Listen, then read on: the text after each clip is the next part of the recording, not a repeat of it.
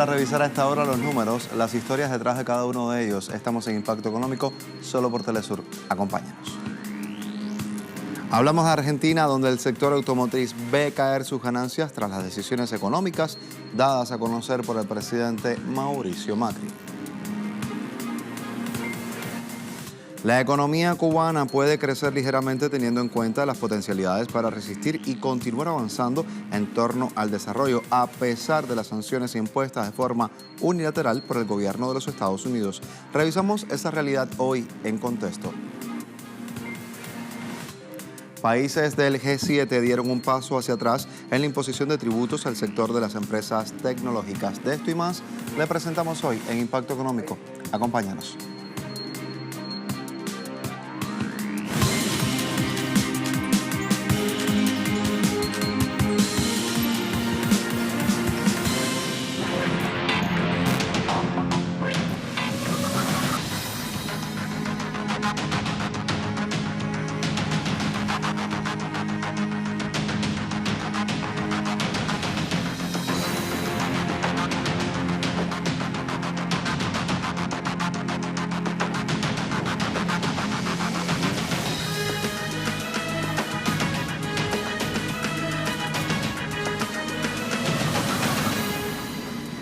Hablamos hoy del sector automotriz de la Argentina, que sigue capa caída ante la actual administración del país de Mauricio Macri. Traemos hoy datos que se han manejado a través del diario Página 12 y que hacen referencia fundamentalmente al Centro de Economía Política de Argentina. Aquí los detalles. Durante el mes de junio del presente año, el 80% de los vehículos vendidos en Argentina fueron importados. El principal factor que contribuyó con el desbalance fue la política de apertura comercial, promovida por el gobierno de Cambiemos. Investigadores de Página 12 agregan que la caída del consumo interno en un escenario recesivo deterioró las ventas de vehículos, produjo la eliminación de turnos, el recorte de personal y el cierre de pymes autopartistas proveedoras. Frente a ello, la respuesta oficial fue eliminar impuestos a la gama medio-alta de vehículos y en el sexto mes de 2019 se incluyó a las unidades traídas del exterior en el plan de impulso a las ventas. Asimismo, en junio del presente año, el gobierno argentino presentó un plan de estímulo a la venta, pero favoreció al sector de los importados. El programa Junio 0 kilómetros, prorrogado para julio, puso a disposición 35.000 automóviles con descuentos que van desde 50.000 a 80.000 pesos en el precio final, pero sin diferenciar entre origen local, Mercosur o extrazona. Asimismo, de acuerdo al CEPA, entre 2015 y 2018, la producción automotriz se contrajo 14% y tan solo en primer semestre de este año, la caída fue de 40% en contraste con igual periodo de 2018.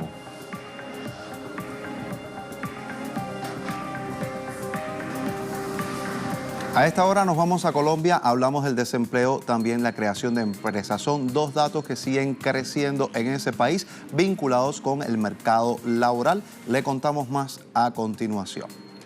El país suramericano tiene con una tasa nacional de paro que llegó a 10.5% en mayo, según el Departamento Administrativo Nacional de Estadística, lo cual contrasta así con el 9.7% que se registrara en el mismo mes del año 2018. Pero mientras avanza la tasa de desempleo, el índice de creación de empresas también aumenta en Colombia, según Confecámaras. Durante el primer semestre de 2019 se crearon 187.844 empresas, lo que representaría así un incremento de 4.2%. Del total de unidades registradas, 77% corresponden a personas naturales y 22.9% a sociedades. De acuerdo a Confecámaras, así es como se queda el grupo de sociedades, que no se trata de negocios pasajeros, sino también de proyectos empresariales sólidos, así lo han catalogado.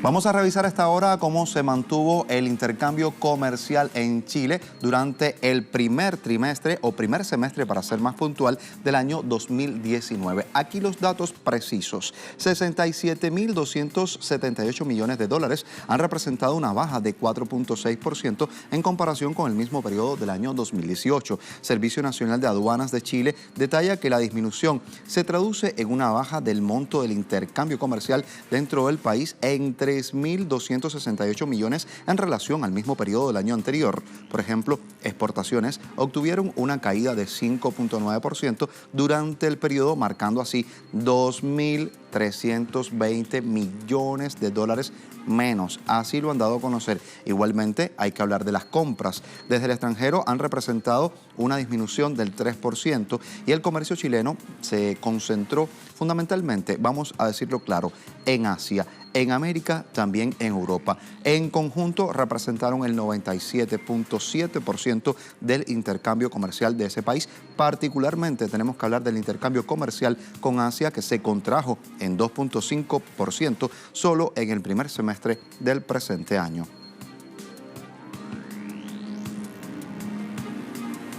Les mostramos ahora el impasse que se mantiene entre los productores de tomate de México y Estados Unidos. ¿Qué ha sucedido? Aquí están los datos. Hay un porcentaje arancelario y también hay otras medidas adoptadas desde Washington que siguen acumulando quejas en el lado mexicano. Tenemos mucho más en el siguiente informe. La Confederación de Asociaciones Agrícolas del Estado de Sinaloa asegura que la negociación de las organizaciones de productoras de jitomate o tomate rojo de México con el Departamento de Comercio de Estados Unidos han caído en un impasse por el arancel del 17,5% impuesto a sus exportaciones. La Confederación rechaza la medida estadounidense, donde se pide al 100% de los camiones que lleguen a la frontera ser inspeccionados para asegurar la calidad de manera obligatoria. El gremio indica que en ninguna parte del mundo existen requisitos de importación obligatorios y si Estados Unidos aplica tal revisión, entonces México tendría todo el derecho de inspeccionar de manera obligatoria la calidad del maíz, soya, trigo, manzanas, uvas, carne de puerco y de pollo, entre otros productos importados. El gremio tomatero mexicano asegura estar abierto a la comunicación con el Departamento de Comercio estadounidense, pero advierte que no se debe afectar de manera significativa la exportación de México, ni tampoco el interés legítimo del comprador en Estados Unidos, porque eso sería peor que el arancel.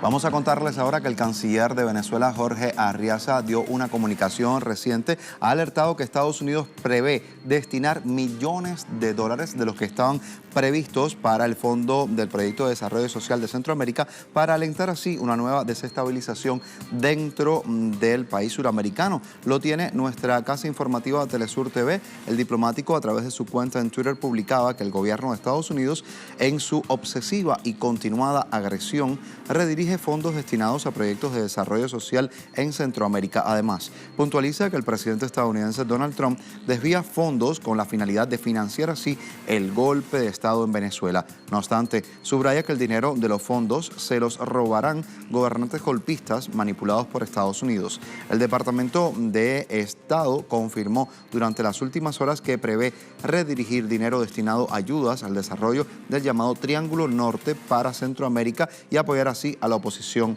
venezolana.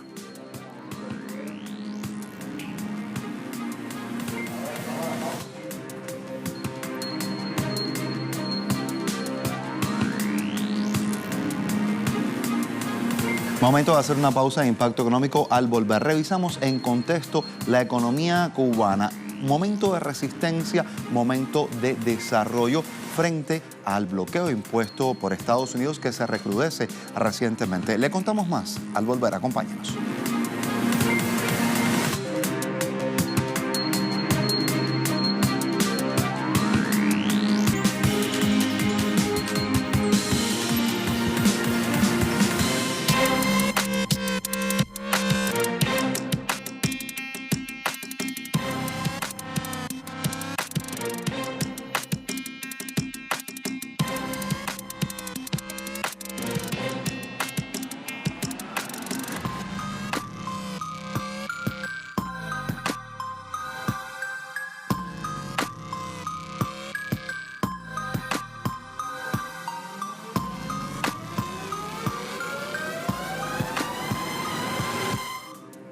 la economía cubana pudiera crecer ligeramente y todo ello potenciar también el desarrollo del país. Así lo han dicho diversos dirigentes de la isla caribeña, a pesar del bloqueo y las sanciones unilaterales impuestas por el gobierno de los Estados Unidos.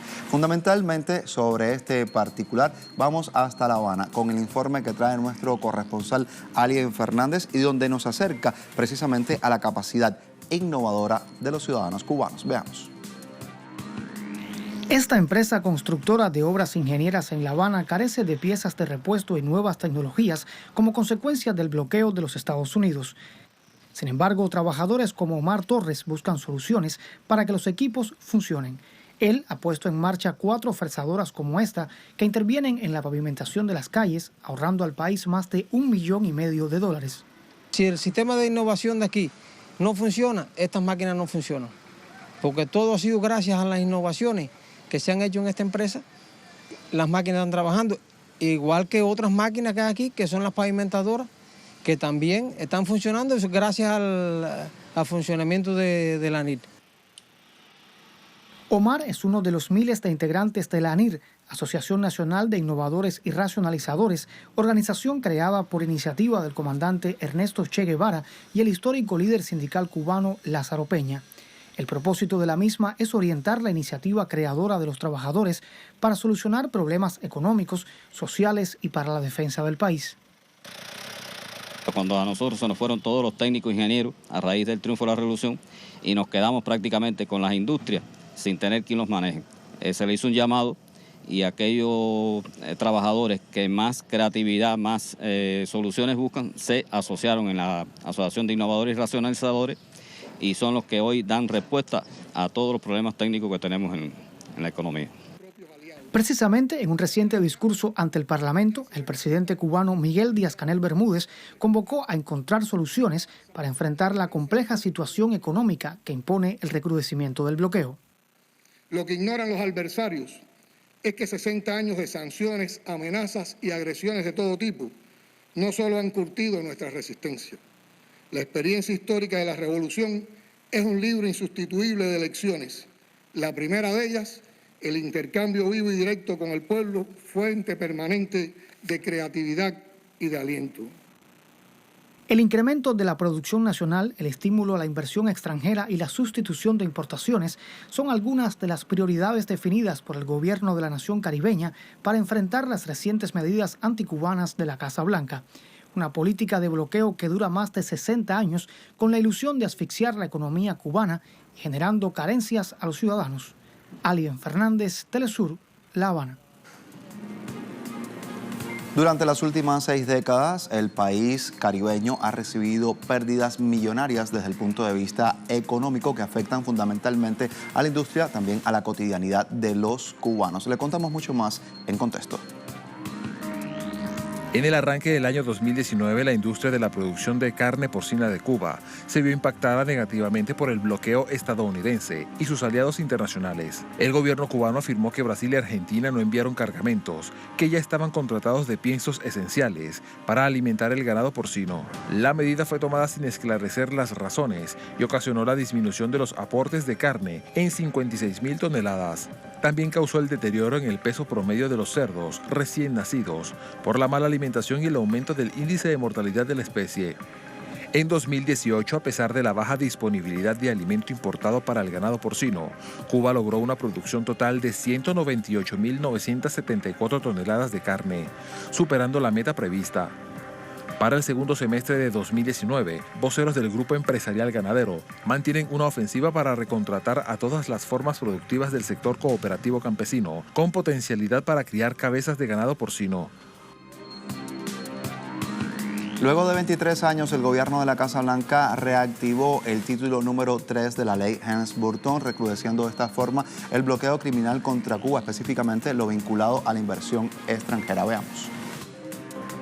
De acuerdo a voceros del Instituto Nacional de Investigaciones Económicas, la entrada del capítulo 3 de la ley estadounidense Helms-Burton busca aplicar en una dimensión extrema el bloqueo financiero y económico contra Cuba. Prevén que las medidas ahuyenten la inversión extranjera a la isla mediante un efecto pernicioso que infunde temor a sectores económicos que intenten comercializar con La Habana.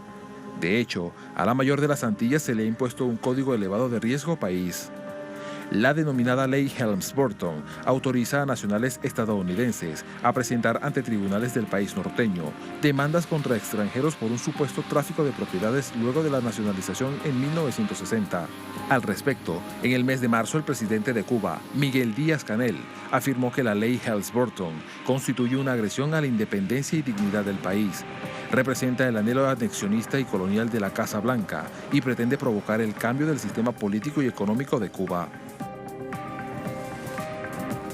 Y este recrudecimiento del bloqueo a la isla caribeña lo ha dado a conocer el gobierno de la Casa Blanca como medida para estrangular la economía cubana, precisamente por apoyar constantemente al gobierno de Nicolás Maduro en Venezuela. Hacemos un alto en nuestra transmisión de Impacto Económico, pero al volver revisamos mucho más de Economía 360. Estaremos viendo esos impuestos que el G7 está imponiendo fundamentalmente a las economías y a las industrias. Le contamos al volver.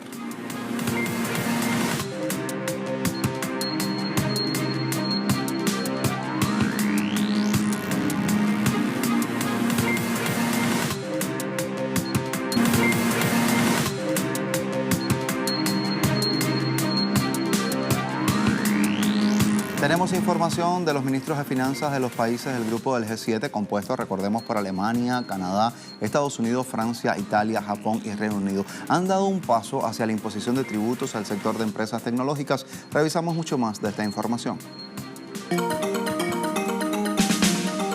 Los ministros de finanzas del denominado G7 avanzaron este jueves en acuerdo mundial sobre la imposición fiscal del sector digital, a propósito de la reunión ministerial en Chantilly, al norte de París, en Francia. Las 7 principales economías del planeta llegaron a un consenso presentado por la presidencia francesa como un avance sobre el gravamen fiscal a actividades de estas multinacionales, incluso si no tienen presencia física en el país.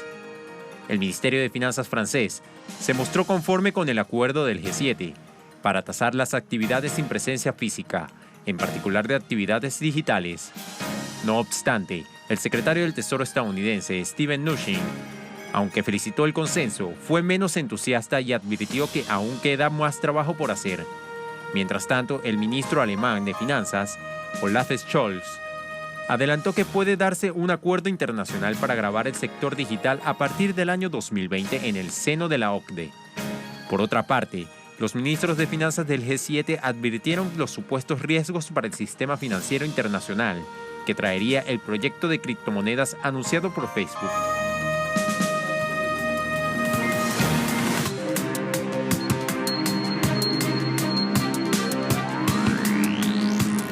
Revisamos a esta hora indicadores petroleros al cierre de esta jornada de jueves, en la cual el petróleo intermedio de Texas, WTI, marcó $55.87 el barril, una caída que se estuvo registrando fundamentalmente, quiero decir, en 1.25%. Vamos a ver también cómo se manifestó en esta jornada el barril del Brent. De referencia para Europa se ubicaba en $62.70 cada barril, a la baja también en 1.37%.